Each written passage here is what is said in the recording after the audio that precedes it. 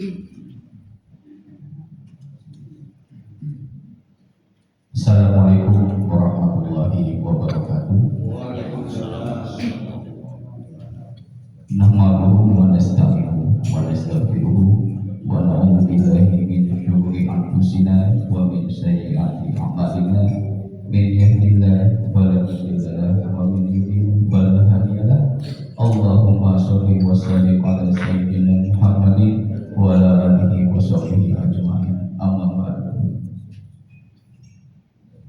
Puji dan syukur marilah kita panjatkan kehadirat Allah Subhanahu wa taala karena atas limpahan rahmat-Nya pada pagi hari ini kita masih diberikan nikmat sehat, nikmat iman, nikmat Islam, dan alhamdulillah nikmat pada umum, sehingga kita masih dapat melaksanakan sholat subuh secara berjamaah dan mengikuti taklim pada subuh pagi hari ini.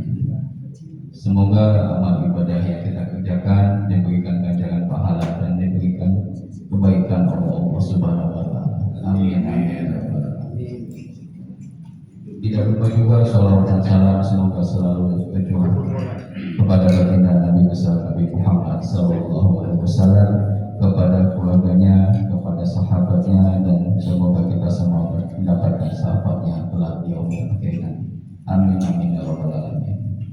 Jemaah musyawarah kelas yang kami hormati, sebelum memulai taklim pada pagi hari ini, izinkan kami menyampaikan beberapa maklumat, yaitu maklumat yang pertama mengenai laporan kas musyawarah kelas pertanggal 29 Juni 2025. Laporan kas pada minggu lalu tanggal 21 Juni 2025 sebesar Rp5.258.602.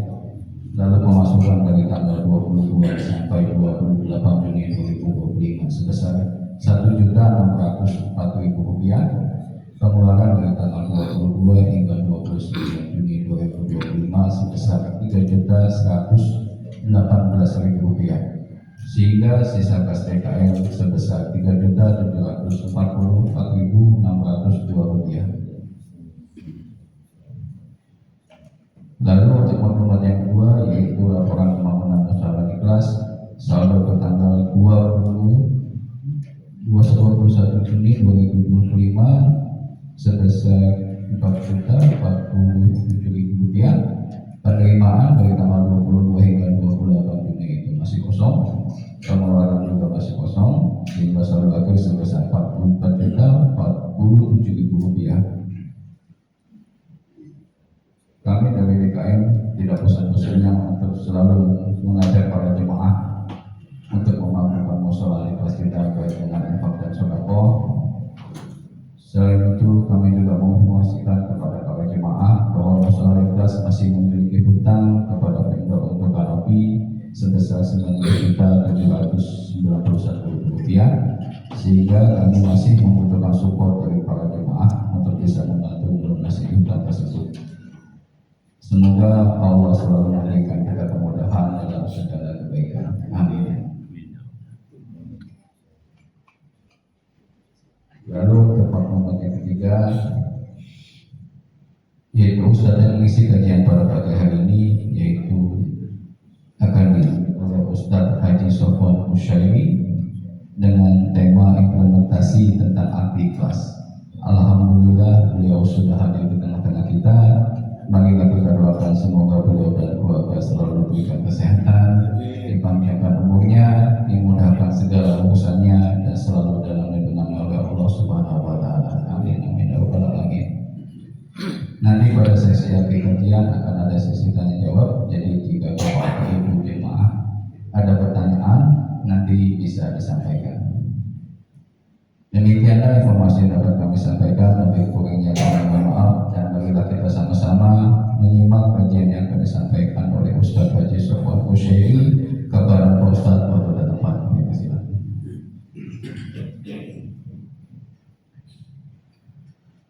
Bismillahirrahmanirrahim.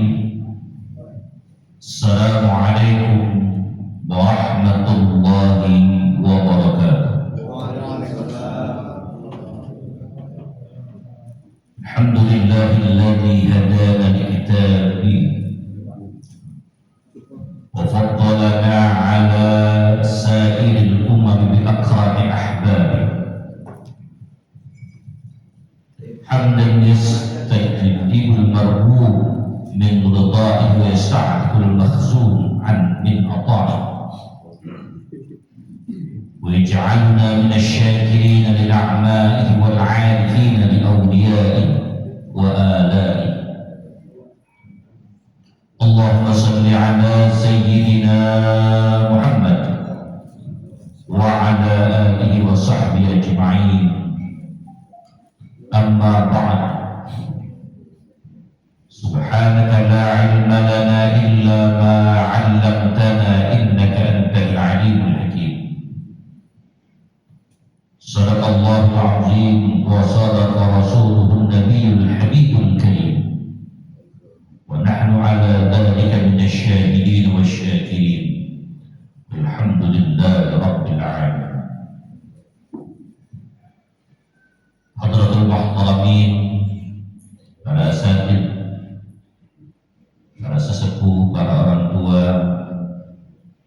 bil khusus yang dimuliakan Allah, jamaah salat subuh, jamaah kajian subuh, salat ikhlas, hadirin hadirat, mudah-mudahan semua selalu diberikan kesehatan dari Allah Subhanahu wa Ta'ala.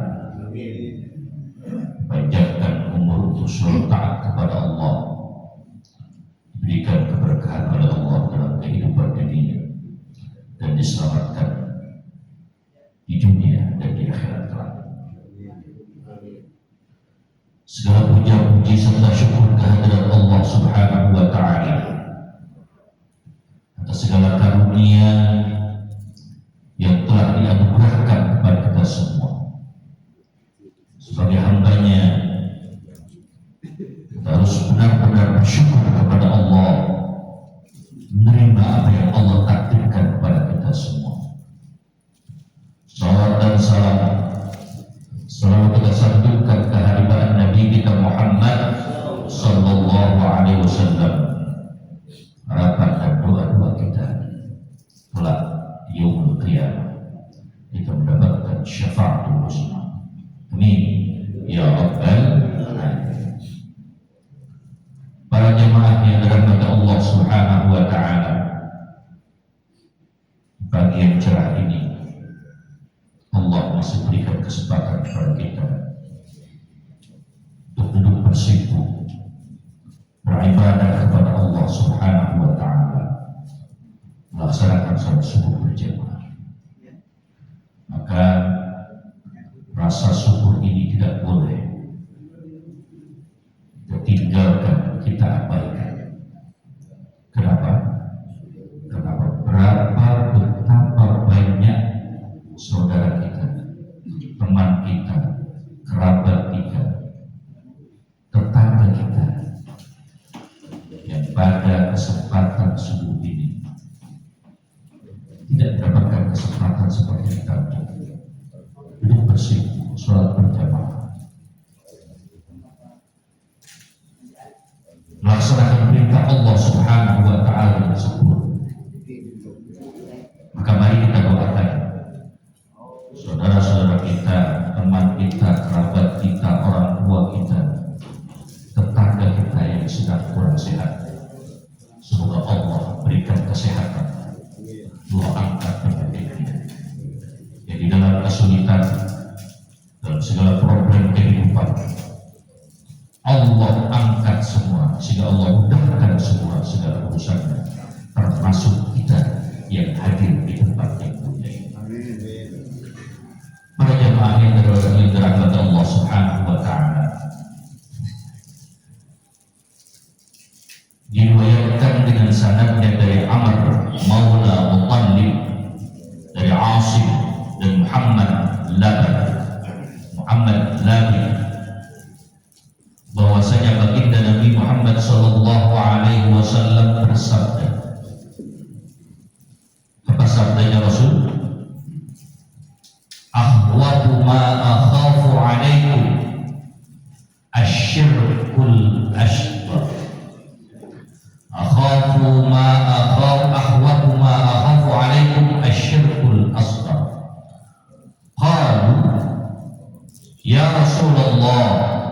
asyirkul asghar? Qala ar-riya. Yaqulullah ta'ala lahum yawma yujazil ibada bi a'malihim idhabu ila alladhina kuntum tura'una lahum fid dunya anzuru hal tajiduna indahum khaira. Para jamaah sekalian, dalam hadis ini Rasulullah SAW bersabda, akhwafu ma akhafu alaikum asyirkul asghar. Apa kata Rasul? Ada syirik kecil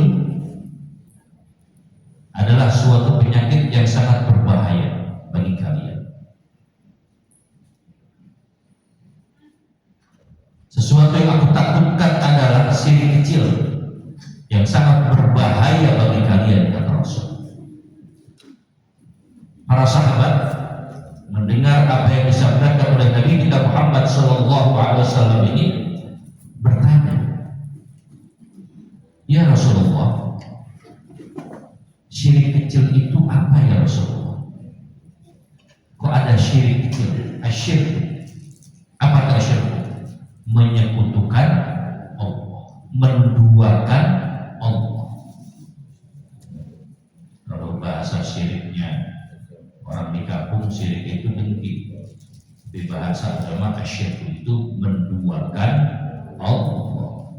Syirik itu kalau orang bilang dalam perbuatan sehari-hari, Indonesia bilang syirik itu iri, dengki. Tapi asyirk dalam bahasa di sini adalah menyekutukan Allah. Salah satunya yang disebutkan oleh Nabi kita Muhammad SAW yang ditakutkan adalah asyirkul asghar. Apa itu asyirkul asghar ya Rasulullah, kata para sahabat. Lalu Rasulullah SAW menjawab, ar-riya. Salah satu syirik kecil adalah ar-riya. Nanti pada hari kiamat, kata Rasul, yaqulullah ta'ala lahum yawma yujazil ibada bi a'malihim. Nanti pada yaumul qiyamah, pada hari kiamat, orang yang suka melakukan riya, tahu riya? Riya ini bahasanya bahasa yang udah aneh lagi. Ya. Kalau memberikan sesuatu, bersedekah, apa segala macam, selalu disebut, ya kan? Saya sudah menyumbang ke musola Al-Ikhlas sebesar sekian puluh juta. Kalau bukan saya, nggak berdiri di musola Al-Ikhlas. Hati-hati. Ini ancamannya luar biasa. Amal perbuatan yang sia-sia, gak ada artinya sama sekali. Kenapa? Diterangkan oleh Nabi kita Muhammad SAW, yaqulullah ta'ala lahum yawma yujazil ibada bi a'malihim. Besok nanti pada hari kiamat ketika yaumul hisab, dikumpulkan di mahsyar, diperhitungkan manusia semua amal perbuatannya. Allah Subhanahu wa taala menyuruh mereka yang selalu melakukan riya, amalnya riya, agar mereka mencari pahala amalnya kepada siapa tujuan amal mereka itu.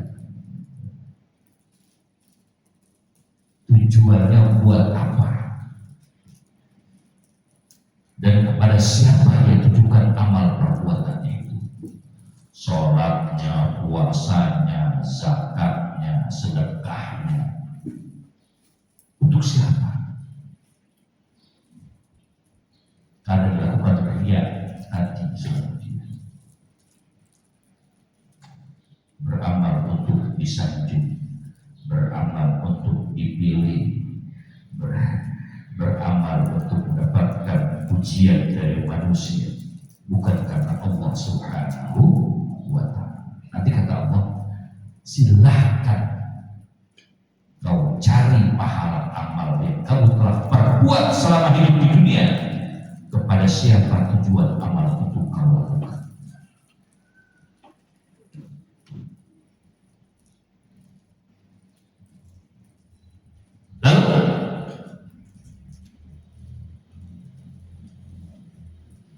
Sebenarnya firman Allah Subhanahu wa taala, carilah manusia yang waktu hidup di dunia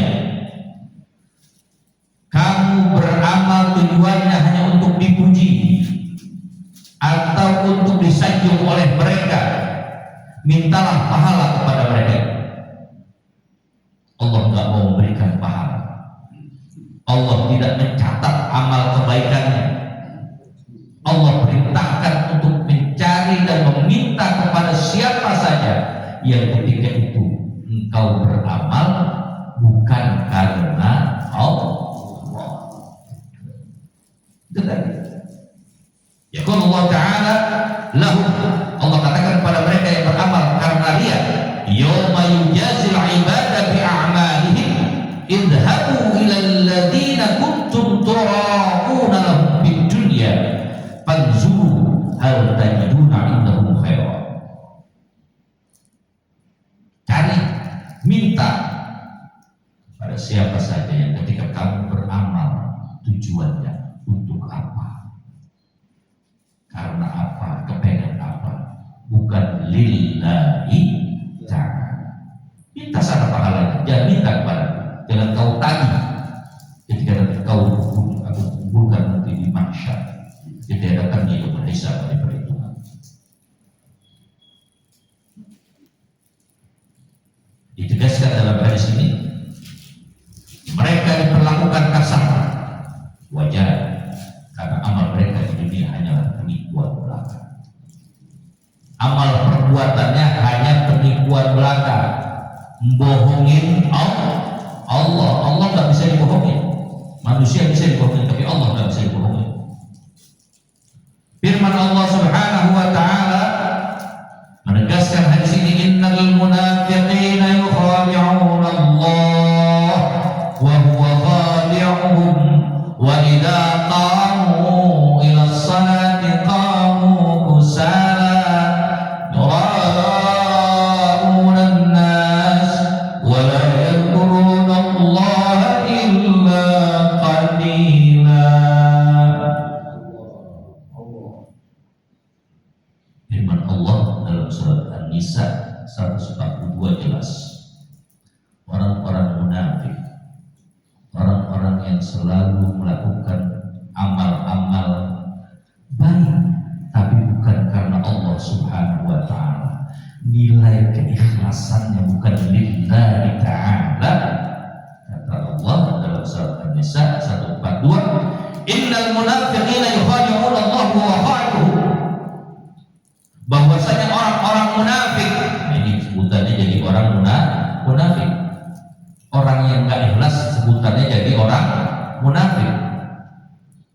Orang-orang munafik itu menipu Allah Subhanahu wa ta'ala, dan dia pandai membalasnya. Wa idza qamu ila sholati qamu kusala, mereka malas melakukannya, ya. Ketika sholat mereka malas untuk melakukan sholat. Yura'una an-nas wa la yadhkuruna Allah illa qalila.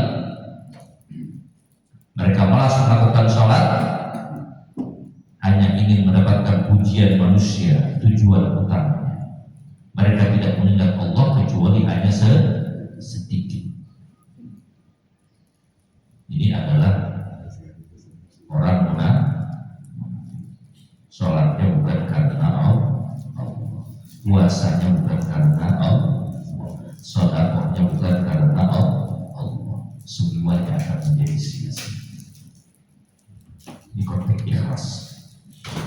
Para jamaah sekalian, semua amal perbuatan menjadi batal. Semua amal kebaikan yang tidak sampai kepada Allah Subhanahu wa ta'ala. Amalnya benar, perbuatannya baik, memberikan kepada orang lain baik, tetapi semuanya tergantung daripada niat.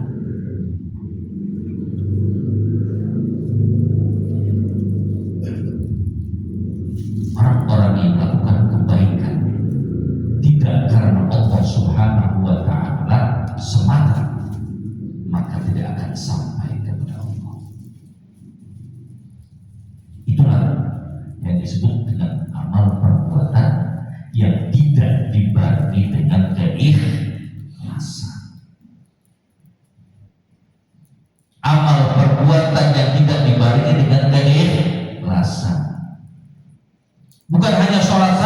bukan puasa saja, bukan sedekah saja. Di dalam rumah tangga, seorang ibu rumah tangga menyapu, mencuci, ngepel, cuci piring, melayani suami, nyeduhin kopi, nyeduhin susu dan lain sebagainya. Kalau tidak dilakukan ikhlas karena Allah Subhanahu wa taala, tidak akan bernilai apapun. Sebaliknya, seorang suami mencari nafkah dari pagi sampai sore, sampai malam, sampai pagi lagi. Begitu luar biasa dicari dunia untuk kepentingan keluarganya, untuk kepentingan dirinya, untuk kepentingan anaknya, tetapi selalu tidak melakukan keikhlasan di dalam amal perbuatannya, maka tidak dihitung oleh Allah sebagai amal kebaikan. Maka setiap apapun yang kita lakukan di dunia ini dari amal kebaikan, lakukan ikhlas karena Allah Subhanahu wa ta'ala semata, agar kita tidak digolongkan menjadi orang-orang yang munafik, agar semua amal kebaikan kita tidak menjadi sia-sia.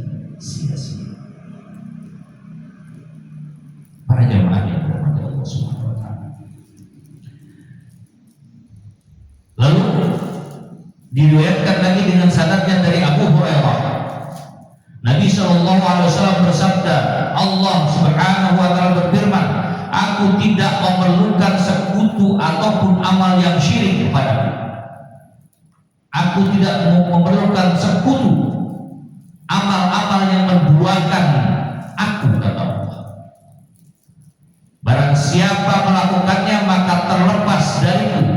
Barang siapa yang melakukan asyirku, menduakan aku, semua amal perbuatannya terlepas dari keikhlasan, maka dia terlepas dariku, kata Allah, dan bukan urusan aku. Dalam sebuah hadis qudsi diterangkan, hadis ini mengandung pengertian bahwa amal yang baik apapun yang dilakukan tanpa keikhlasan tidak akan diterima dan tidak ada balasannya kecuali apa? Neraka. Tidak ada balasan kecuali neraka. Dasarnya apa? Man kana yuridu al-ajilata ajjalna lahu fiha ma nasha'u liman nuridu thumma ja'alna lahu jahannam yaslaha madhmuman madhura. Di dasarnya dalam surat Al-Isra 18.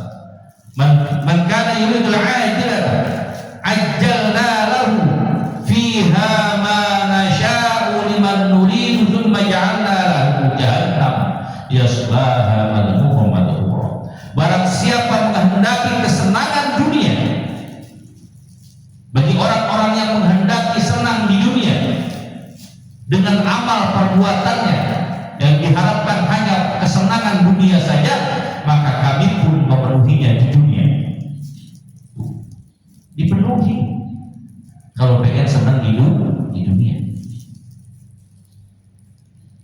Apa yang kami kehendaki bagi keinginannya, kemudian kami masukkan dia ke neraka, keadaannya sangat hina dan terusir jauh dari rahmat Allah Subhanahu wa ta'ala. Itu tergantung maunya kita hidup di dunia. Mau dunia dikasih dunia, mau akhirat ya dikasih juga akhirat, mau dua-duanya dikasih oleh Allah insyaallah. Tergantung bagaimana kita mau melakukan. Dalam ayat lain diterangkan, وَمَنْ أَرَادَ الْآخِرَةَ وَسَعَى لَهَا سَعْيَهَا وَهُوَ مُؤْمِنٌ فَأُولَٰئِكَ كَانَ سَعْيُهُمْ مَشْكُورًا. Surat Al-Isra 19. Dan barang siapa menghendaki kesenangan di akhirat, bagi yang suka dan ingin mendapatkan kebahagiaan di akhirat kelak dari apa yang dilakukan di dunia, dari pahala amal perbuatannya di dunia, dengan sepenuh hati melakukannya secara ikhlas dan beriman, maka mereka itulah orang yang usahanya diterima, amalnya memperoleh pahala dari Allah Subhanahu wa ta'ala. Faulaika kana sa'yuhum masykura. Itulah orang. Kenapa? Dasarnya ikhlas. Melakukan amal perbuatannya ikhlas karena Allah Subhanahu wa ta'ala semata, tidak karena yang lain. Ini konsep amal yang diterima oleh Allah Subhanahu wa ta'ala. Apa? Ikhlas karena Allah, tidak karena itu. Kullam numiddu haula'i wa haula'i min 'ata'i rabbik wa ma kana 'ata'u rabbika mahzura. Kepada setiapnya dari dua macam orang kami cukupi rezekinya, dan pemberian Tuhanmu tiada seorang pun yang dihalangi, dan tidak ada seorang pun yang dapat menghalangi pemberian sesuatu Allah Subhanahu wa ta'ala. Allah akan cukupi semua dengan apa? Dengan keikhlasan kita. Maka jelas orang-orang yang ikhlas, para salafus saleh, para aulia, orang-orang ahli ibadah, semua melakukan ibadah karena Allah, hidupnya gak ada yang susah,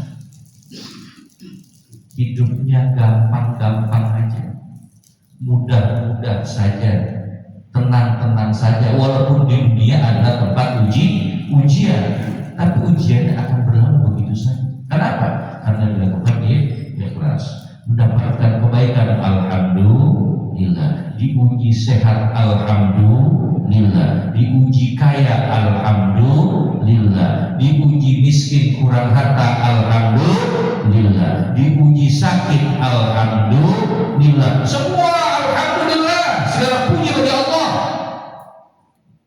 Tidak terlepas semua rasa syukur kepada Allah Subhanahu wa ta'ala. Dunia ini ujian.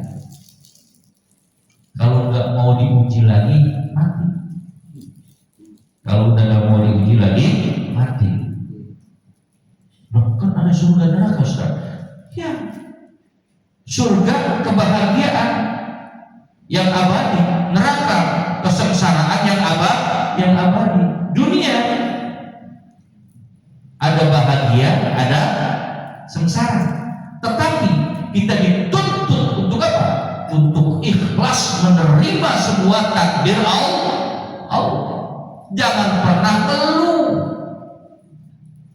jangan pernah berkeluh kesah dengan apa yang Allah takdirkan kepada kita. Sakit, ini sakit kenapa ya? Salah saya apa ya? Manusia banyak salah. Makhluk khotowanin wan nisyan. Manusia selalu harus beristighfar, mohon ampun kepada Allah Subhanahu wa ta'ala. Manusia itu ada batasnya. Lagi muda, gagah, perkasa, sehat walafiat, jalan kaki dari sini ke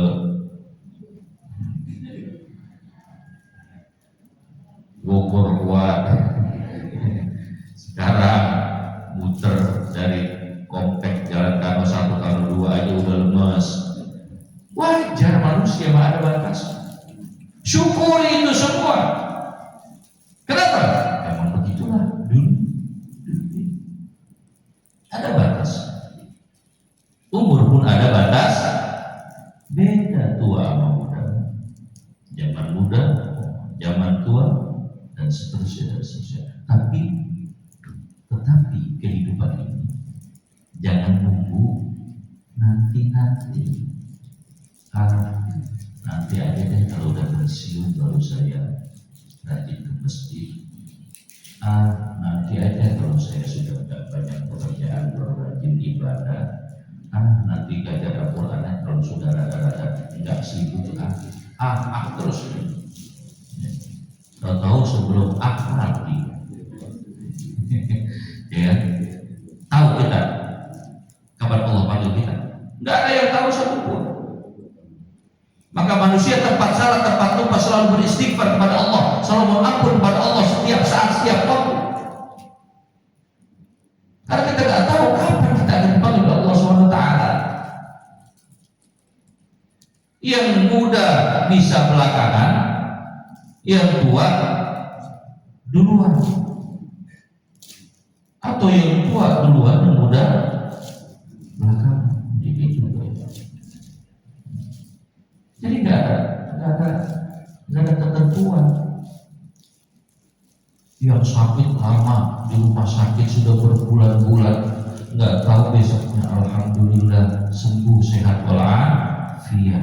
Yang gagah perkasa, lari kenceng, badan sehat, nggak tahu besok ada pengumuman di musola deras, inna lillahi wa inna ilaihi raji'un. Siapa? Si A. Kenapa belum main gagah banget, habis makan pecel lele sama saya.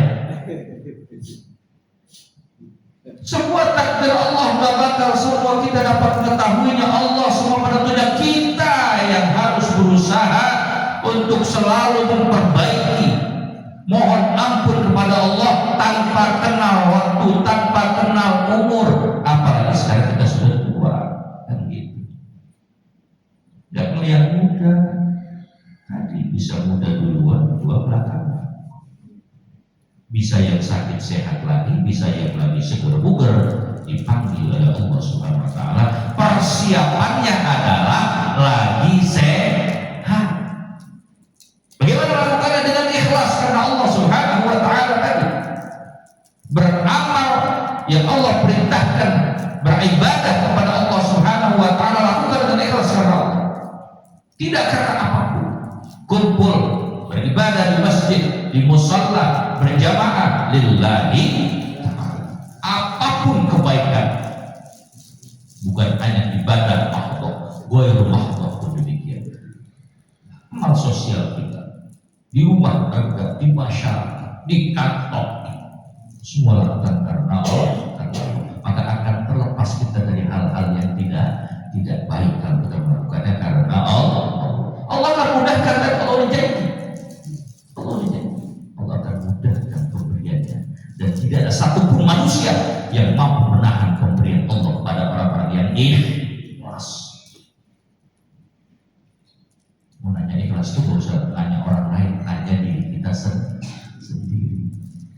Saya udah ikhlas belum ya? Nggak bisa gitu. Tanya diri sendiri. Kenapa? Ikhlas itu ada di dalam hati kita. Ketika hati kita sudah salah niat dalam melakukan amal ibadah dan kebaikan, udah jelas dicatat niatnya itu dari apa yang kita lakukan. Para jamaah sekalian,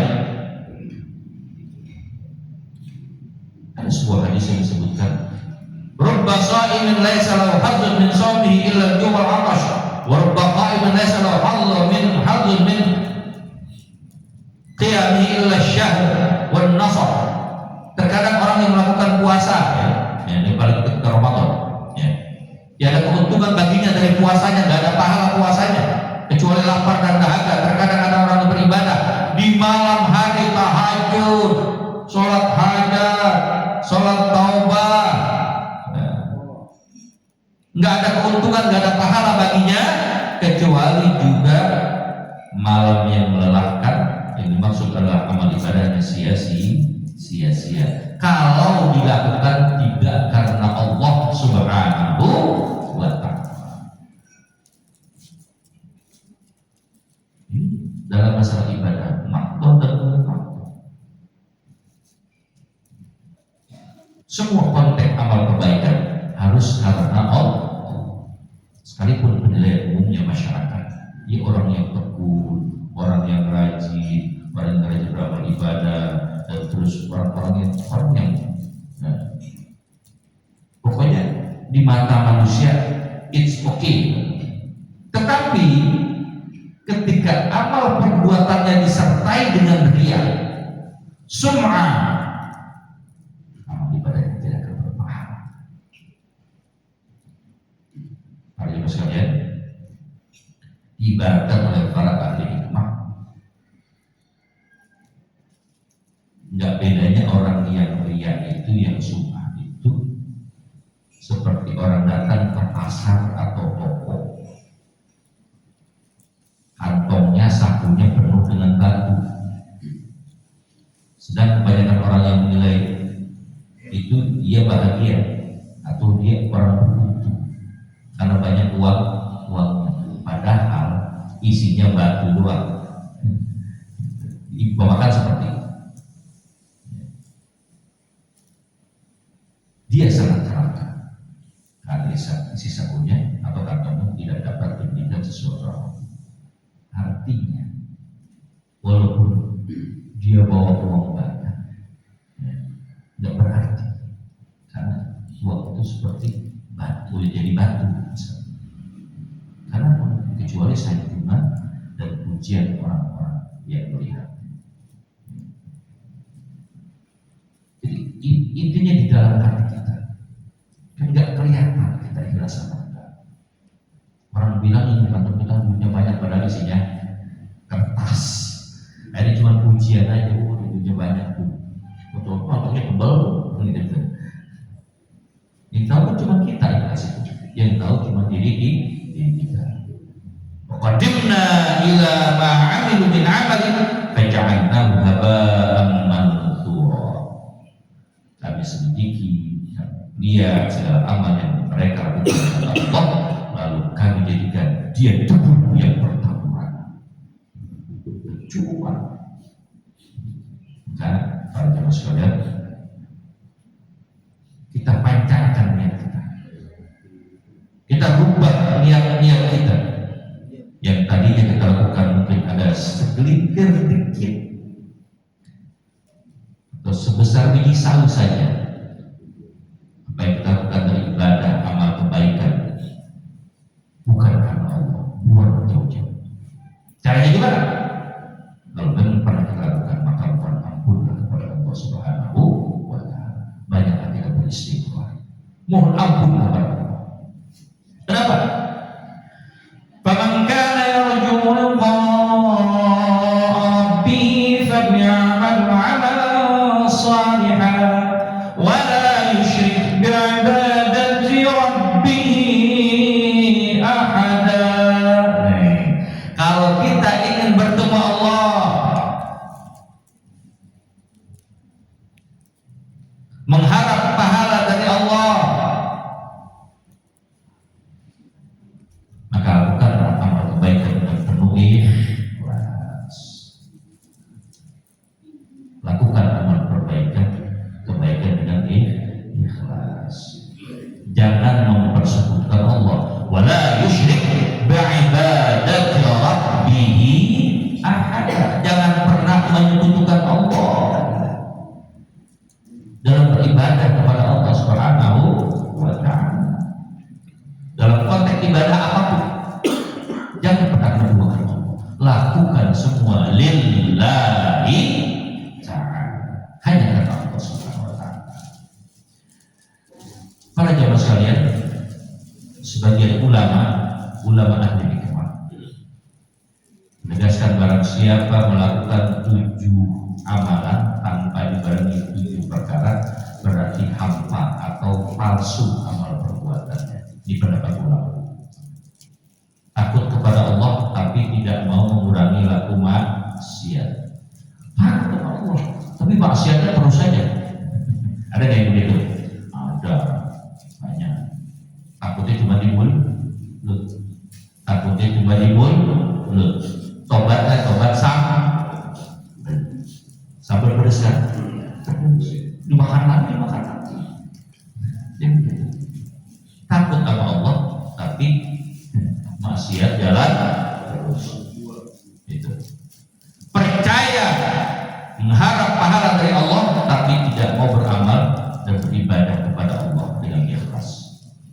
Bertekad akan melakukan kebaikan atau berbakti kepada Allah Subhanahu wa Ta'ala, tetapi tidak dilakukan dalam kenyataan, cuma ngomong doang. Berdoa kepada Allah Subhanahu wa Ta'ala tapi tidak berusaha secara lahiriah. Doa lahiriahnya enggak. Mohon ampun kepada Allah tapi tidak menyesali dosa yang dilakukan. Dia pada istighfar tapi dosanya enggak disesali. Lahirnya berbuat kebaikan tapi hatinya tidak ikhlas. Secara lahiriah terlihat dermawan, luar biasa, tapi hatinya tidak ikhlas. beramal atau beribadah tapi tidak ikhlas, mengharap keridhaan dari Allah Subhanahu wa taala. Hadis dari Abu Hurairah, Nabi sallallahu alaihi wasallam bersabda, "Yakhruju fi akhir zaman aqwamun yajlibuna ad-dunya bid-din, fayalbasuna lin-nasi juludad dha'ni bid-din, alsinatuhum ahla min as-sukar wa qulubuhum qulubul dhi'abi, yaqulu Allah habini tattaquna am alayya tajtahiruna fi fabi halaftu la ba'athanna alayhim fitnatan tada'ul hakimul aqibah inda khairan." Hadis ini luar biasa. Di akhir zaman, udah akhir zaman ya. Ini udah 1447 Hijriah. Kalau hadisnya Rasul nggak ada yang bilang dhaif bahwa umatnya Rasul akhir zaman hidupnya 1500 tahun. 1500 tahun kalau nggak dibilang beberapa perawi hadis dhaif ya, lemah bahwa umurnya cuma 1500 tahun. Sekarang sudah tahun berapa? 1447 Hijriah, yang hitungnya Masehi ya, Hijriah, semenjak hijrahnya Nabi Muhammad SAW dari Makkah ke Madinah, itu hitungan Hijriah sesuai kesepakatan ya, kesepakatan atas pendapat Umar bin Khattab ya. Kalau 1500 tahun sekarang 1447, berapa tahun lagi? 53 tahun. Umur kita berapa sekarang? ada yang 25, ada yang 30, ada yang 50, ada yang 60, ada yang 70. Sampai nggak 23 tahun lagi? Itu aja coba biar supaya kita mudah bertobat kepada Allah Subhanahu wa taala. Kalau sekarang kita sudah 560, kira-kira tambah 53 kuat gak? Itu tadi persiapannya tergantung diri kita. Nih, ya. Di akhir zaman akan timbul golongan yang menghimpun harta dunia dengan memperalat agama, ngumpulin harta pakai memperalat agama dengan dalil-dalil agama. Banyak, bukan sedikit.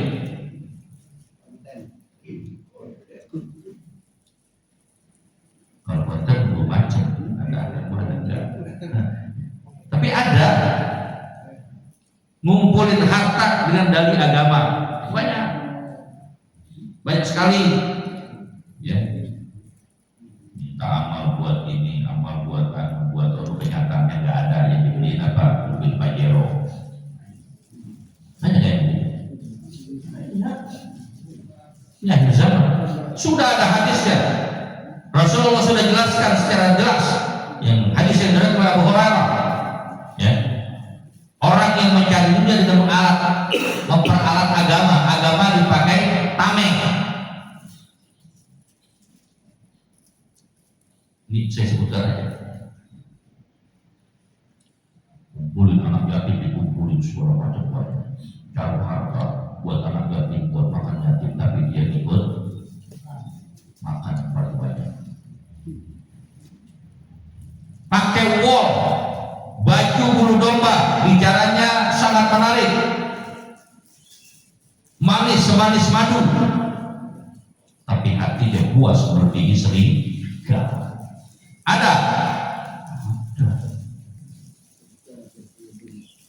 pemimpin yang tidak aman. Pakaiannya keren, kendaraannya mewah, ngomongnya manis, madu banyak kali, madu manis kali, janjinya luar biasa, tapi hatinya melebihi serigala.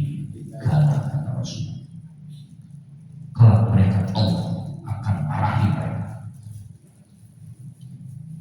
Allah akan mengutuk mereka. Kenapa? Kata Allah, kalian berbuat sandiwara dan menentang kebesaranku, maka tunggu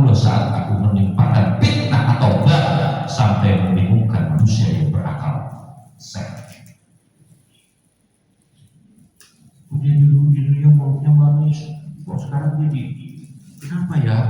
Padahal dulu penilaian manusia beda. Tadi hati perilakunya seperti serigala.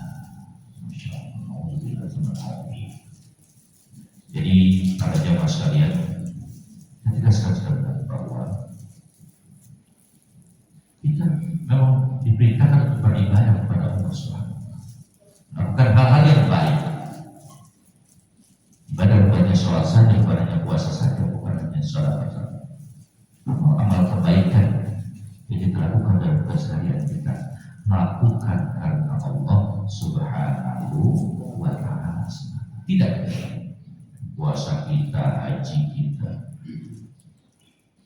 Pernah ditanyakan kepada Rasulullah dalam sebuah hadis, ini Rasulullah, ini manusia yang berkumpul di padang Arafah, banyak banget ya Rasulullah. Sahabat bertanya, kira-kira ya Rasulullah, kira-kira kata sahabat, ini yang hadinya mabrur yang mana ya Rasulullah?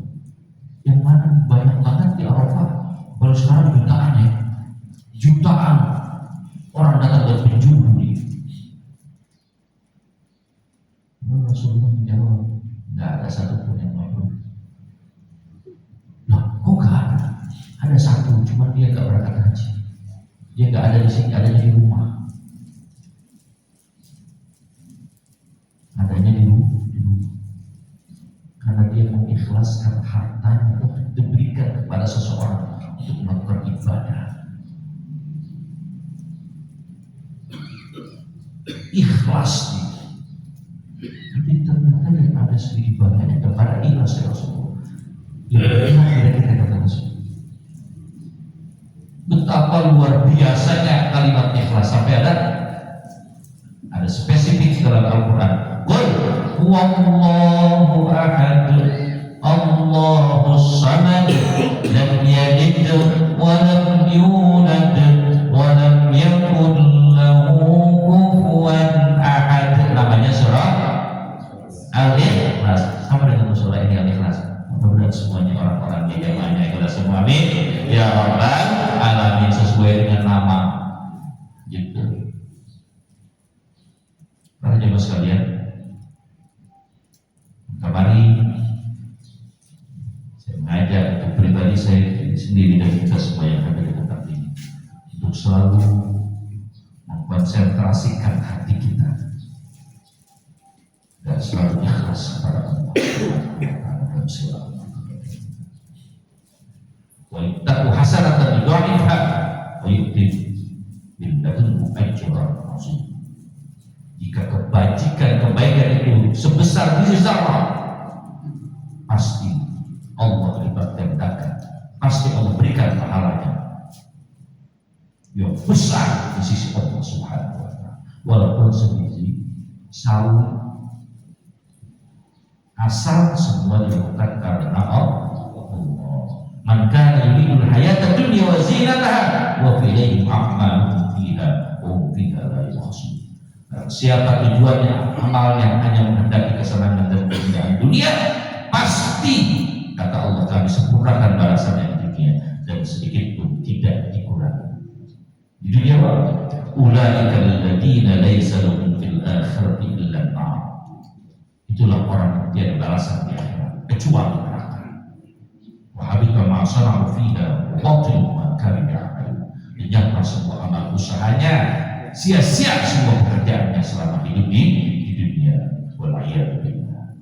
Qad aflahal mu'minun. Sungguh berbahagia orang-orang yang beriman. Ya. Inni haramun ala kulli bahirin wa munafiqin wa mu'ab. Bahwasanya setiap manusia yang kikir, manusia yang munafik, suka dipuji orang, haram mendekat kepadaku, kata Allah. Para jemaah sekalian, secara gamblang dan jelas bahwa orientasi keikhlasan kita lakukan pada diri kita sendiri. Adanya di mana? Adanya di hati kita masing-masing. Ya, tidak perlu kita bertanyakan kepada siapa. Demikian, insya Allah mudah-mudahan ada manfaat. manfaatnya buat pribadi saya dan kita semua yang hadir di tempat yang mulia ini. Bila ada yang benar, hanya datang dari Allah Subhanahu wa Ta'ala. Bila ada yang salah, yang lupa, salah mengucapkan, itulah pribadi saya sebagai manusia. Tempat salah, tempat lupa, Allah dimaafkan. Hadana Allah yang majma'in. Wallahu muwaffiq ila aqwamit thariq.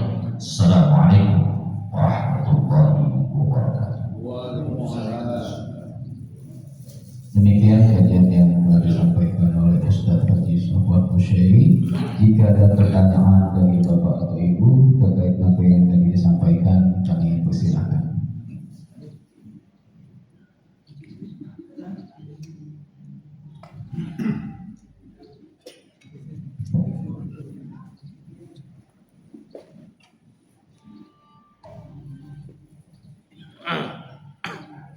Assalamualaikum warahmatullahi wabarakatuh. Assalamualaikum warahmatullahi wabarakatuh. Ini mau tanya Pak Ustaz, ada contoh gini. Ada seorang kawan kita datang ke kita, mau pinjam uang. Karena yang dipinjam itu kita nggak ada semua yang dia harapkan, maka kita ada misalnya dia mau pinjam 5 juta. Kita hanya bisa meminjamkan 1,5 juta. Dia mau naruh borong lah gitu, dan ditolak. Karena nggak punya bodoh. Dia janji 3 bulan akan diselesaikan. Nah, waktu itu kita ikhlas banget. Sebenarnya dia tuh bukan meminjamkan dalam hati, tapi memberikan begitu saya bantu. Namun yang bersangkutan awak dia mana-mana cerita bahwa kita tuh kurang peduli dengan dia. Kita menceritakan dia agak membantu, tidak membantu. Padahal orang tuh ada yang tahu kita telah memberikan bantuan dari meminjamkan bahasa awalnya 1,5 juta tadi. Tapi karena ada kemana-mana setempat itu, jadi kita mengklarifikasi ya. Akhirnya kita ceritakan yang kita ceritakan kepada teman-teman yang lain. Kemudian kita sampaikan bahwa sebenarnya maaf, tadi nggak mau beri tahu siapa-siapa. Sebenarnya sudah kita membantu waktu itu dia datang 1,5 juta. Nah itu apakah akhirnya ikhlas tadi jadi hilang karena kita menceritakan pada orang atau gimana? Tapi hanya mengklarifikasi, bahkan yang bersangkutan kita WA, Assalamualaikum warahmatullahi wabarakatuh, apa kabar? Bahkan tidak berani menjawab apapun. Bagaimana itu Mas? Ya. Terima kasih. Assalamualaikum warahmatullahi wabarakatuh. Benar, kira-kira nilai ikhlas seperti itu. Yang sudah kita berikan, apa ya? Kalau ada bahasa sekarang tuh ada kebaikan yang tidak ada terima kasihnya kan gitu. Niat awal kita adalah ketika dia minjem 5 juta misalnya, kita punya ada 1,5 juta karena mungkin yang sisanya kita ada kebutuhan yang lain. Hati kita mudah, ya udah saya bantu aja deh. Nggak ada yang tahu satupun orang nggak ada yang tahu, cuma antara kita dengan dia. Kira-kira yang ikhlas yang mana? Yang nggak ikhlas yang mana? Yang minjem apa yang enggak, yang dipinjemin? Kira-kira yang minjem apa yang minjemin yang ikhlas? Kalau tadi awalnya yang minjemin itu udah ikhlas sebenarnya, karena dia nggak mengumumkan pada siapapun, nggak diceritain pada siapapun bahwa si A minjem tapi saya bagi aja. Kalau diceritain jadi riak namanya kan. Tadi kan niatnya saya bagi aja dah istilahnya, saya bantu, udah jangan dihitung utang dalam hatinya. Dia janji lah terserah kamu mau bayar silakan, nggak bayar juga nggak apa-apa. Tapi hati-hati ya, ada itu mitulkan, hindari utang karena akan mematikan hati, akan merusak persaudaraan dan pertemanan. Jaga hati-hati dengan utang. Makanya Rasulullah pernah tidak mau menyulatkan orang yang masih berhutang ketika meninggal. Ya. Kira-kira kalau karena kita kan manusia udah kesel juga, ini ngomong kemana-mana, udah dipinjemin, udah dikasih, tapi malah apa ya? Ngomongin gitu. Ada yang begitu banyak. Kira-kira kalau kita klarifikasi orang lain, kita ngomong sama dia gitu, terus jadi hilang nggak pahalanya? Itu bagian kecil bisa jadi hilang, Kalau kita ikhlas sudah diem aja deh, Itu yang paling cakep Pak.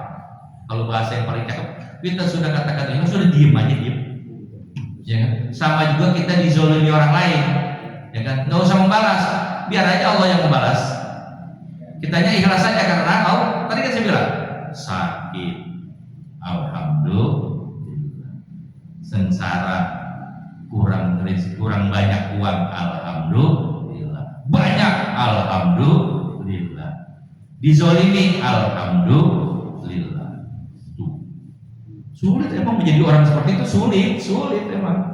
Ketika berbuat baik tidak dibalas dengan kebaikan dalam artian dia malah mencaci kita, emang gitu.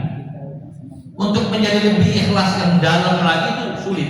Tapi saya katakan, ketika kita tahan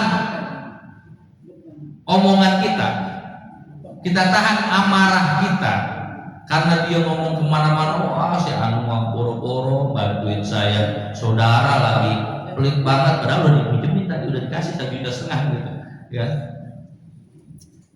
Itu ya manusiawi ya, gitu. Tapi kalau kita ingin menggapai kebaikan dari Allah, pahala dari Allah yang benar-benar istimewa, ya, biarkan. Gak usah diomong, gak usah dicerita, gak usah ditegur, gak usah di WA.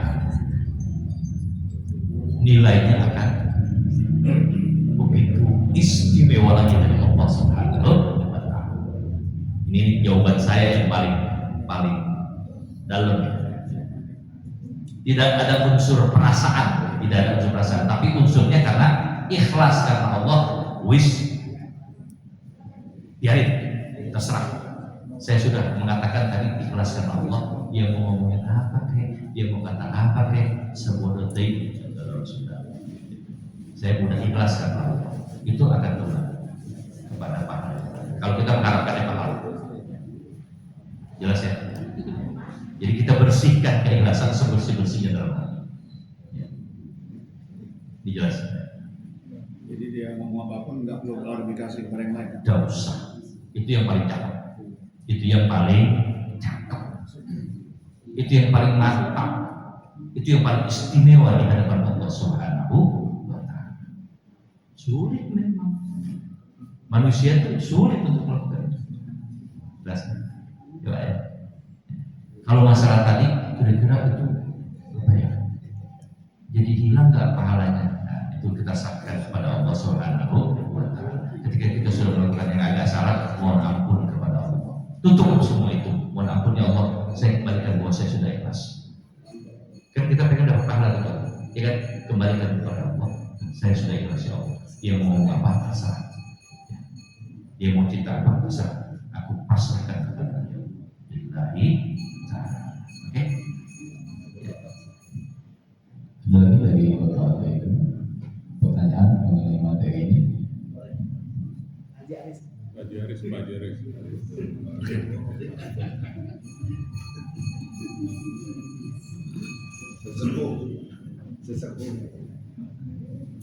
Assalamualaikum warahmatullahi wabarakatuh.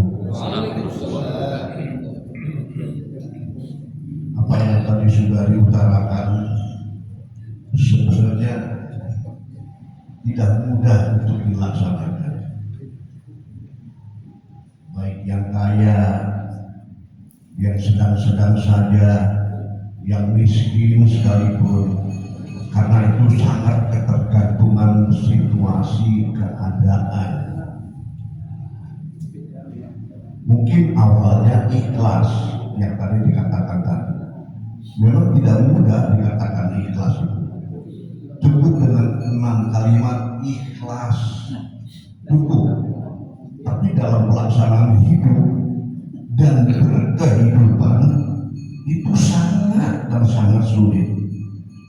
Tidak mudah tadi diceritakan harus beginilah, harus begitu. Karena kita perpaduan antara mulut, pikiran dengan hati itu harus terpadu. Dan awalnya ikhlas, tapi ada nggak butuh brengsek tuh, ya kurang ajar tuh, ya. Gua awalnya ikhlas itu, tapi belakangan ini kok nyakitin berarti ya, bukan sekadar nyakitin, ngejelekin ya. Terus kita mengatakan ya sudahlah, biarkan saja lah, biarkanlah orang ngomong apa, terus terang aja sangat sulit ya. Perpaduan antara pikiran, mulut dengan hati memang Allah yang sangat dan sangat tahu ya. Kebesaran hati dipadukan dengan pikiran, dengan mulut, itu aja kita padukan satu kepala, satu badan aja sangat sulit berkaranya. Kadang-kadang kita sholat berjamaah, cuma menggugurkan ya, bilang sama keluarga, sekarang saya udah mantap ya, mau sholat berjamaah terus ya. Tapi di satu sisi, gue pengen dipandang lah ya nggak, ini gue udah tobat gitu loh ya. Ya tapi terus saja ini sangat sulit dalam kehidupan. Tapi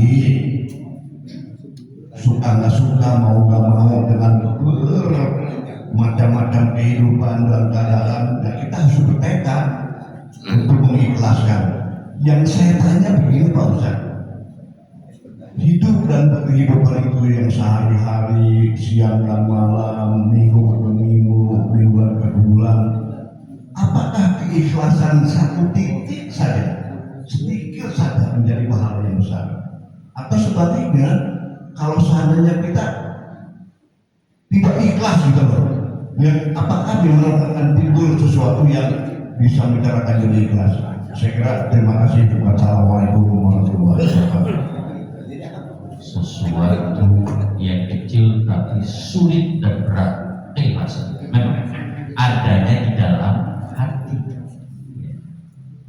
Terus pertanyaan, saya masuk pada pertanyaan yang terakhir, sedikit keikhlasan pengaruhnya luar biasa, pengaruhnya luar biasa, pengaruhnya kebaikan. Kalau ketidakikhlasan ada pengaruhnya, ada pengaruhnya. Nah terus nanti kalau kita sudah ikhlas, kita balik-balik nggak ikhlas, gimana caranya? Mohon ampun kepada Allah Subhanahu. Kunci itu satu terakhir apa? Istighfar. Udah nggak ada lagi. Kalau pernah kita ikhlas, terus tahu-tahu ikhlasnya, si ikhlasnya pergi pulang kampung, ya kan? Buru-buru mohon ampun. Kunci kita selama masih malam yugardir, sebelum napas di tenggorokan, tuh belum napas tenggorokan, sakaratul maut, apa kuncinya? Mohon. Kalimatnya apa? Banyak. Astagfirullahaladzim, ya Allah, tadi saya sudah astagfirullahaladzim, selesai. Allah Maha Pengasih Penyayang dan Allah Maha Pengampun. Yakin? Oke?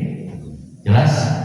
Itu kunci terakhir. Nanti kalau sesepuh rumahnya tutup, ditutup dengan kuncinya apa nih? Paling sulit. Mohon ampun. Malam yugardir, sebelum napas di tenggorokan. Kalau salahnya manusia, mohon maaf sama manusia.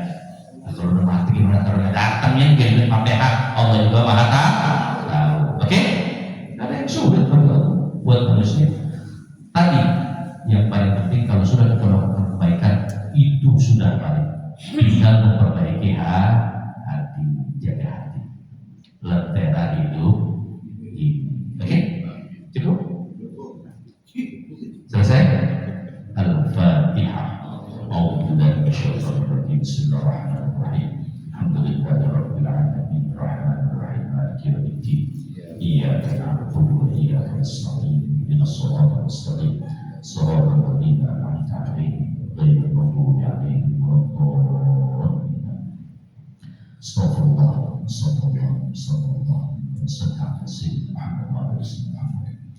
Allahumma rahmna waftah lana abwaabal khair wa abwaabal ni'mah wa abwaabal rizqi wa abwaabal 'ilmi.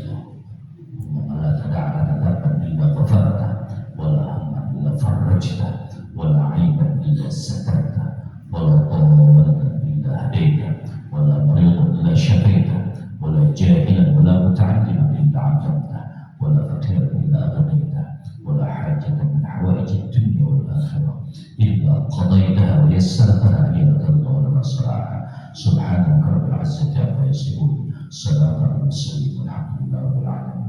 سبحانك اللهم وبحمدك، أشهد أن لا إله إلا أنت، أستغفرك وأتوب إليك. Terima kasih untuk kehadiran Bapak Ibu sekalian.